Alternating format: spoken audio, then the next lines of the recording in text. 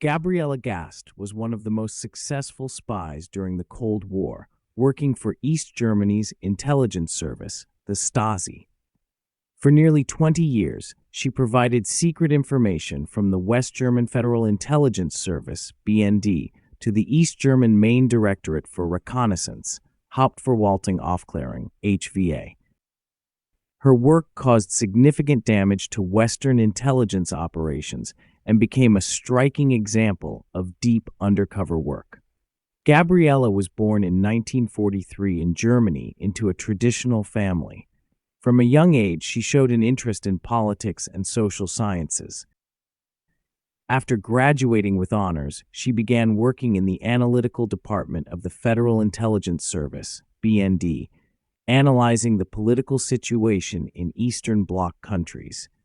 Her dedication and professionalism quickly earned her promotions. Gabriela was recruited by the Stasi in 1973. Noticing her growing disappointment with West German politics, Stasi agents made contact with her. Her handler was Markus Wolf, the legendary head of East Germany's foreign intelligence. He recognized her potential and assigned her high-priority tasks. Gabriela was drawn to the idea of making a difference in international politics, which further motivated her to cooperate with East German intelligence. Gabriela worked carefully and methodically. During her time at the BND, no one suspected she was a double agent. Her excellent disguise and calm demeanor allowed her to avoid suspicion even during regular loyalty checks. Gabriela used various methods to pass on classified information. Sometimes she met with her Stasi handlers in neutral countries like Switzerland or Austria. Other times, she used dead drops in public places such as parks or abandoned buildings in Berlin.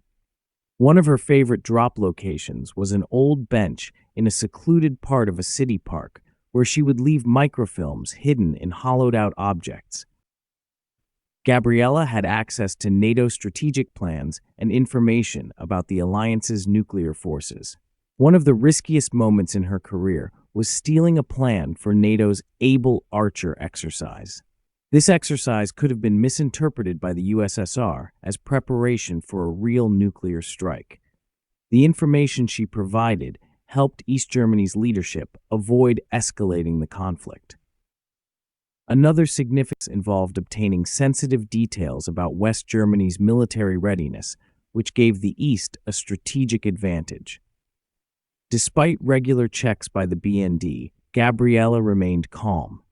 She even passed a polygraph test, which further strengthened the trust her superiors had in her. Her analytical reports were considered exemplary, and her colleagues respected her as a top-class professional. Gabriela was known for her attention to detail, which helped her avoid mistakes that could have exposed her double life. Alongside her intense work as a spy, Gabriela tried to maintain a normal life.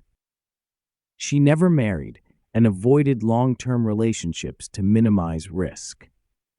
Neighbors and colleagues described her as a reserved but friendly person who enjoyed reading and traveling. Her quiet lifestyle served as the perfect cover, allowing her to stay under the radar. An interesting episode in her personal life was her ability to gain the trust of a high-ranking U.S. diplomat. She met him at a reception and used her knowledge and charm to build a friendly relationship, obtaining valuable information. Gabriela was careful not to raise suspicions and always kept her interactions professional.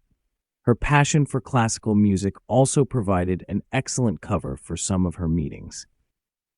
She would attend concerts and meet with her contacts in crowded venues, blending seamlessly with the audience.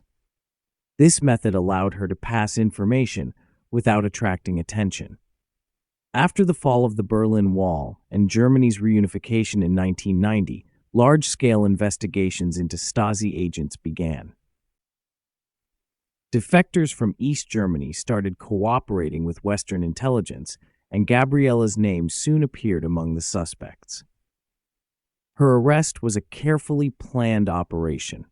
Authorities had been monitoring her for months, gathering enough evidence to secure a conviction. When she was finally arrested in 1990, she showed no signs of panic.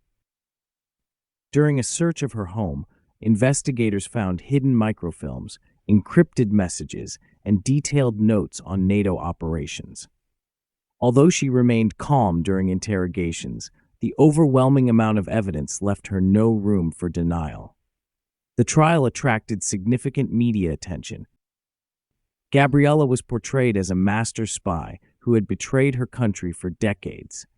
The court found her guilty of treason and sentenced her to 6 years in prison. However, due to good behavior and her cooperation during the investigation, she was released early after serving just a few years. Gabriela's activities caused significant damage to NATO and BND intelligence work. The information she provided allowed the Stasi and Soviet intelligence to access key strategic data from the West. Some analysts believe her work altered the course of several NATO operations and influenced political decisions at the time. For example, her reports on NATO's military exercises led to changes in East Germany's defense strategies, which helped reduce tensions during critical moments of the Cold War. Gabriela's betrayal also forced the BND to review and overhaul its internal security protocols. Her ability to operate undetected for nearly 2 decades exposed serious vulnerabilities within the agency.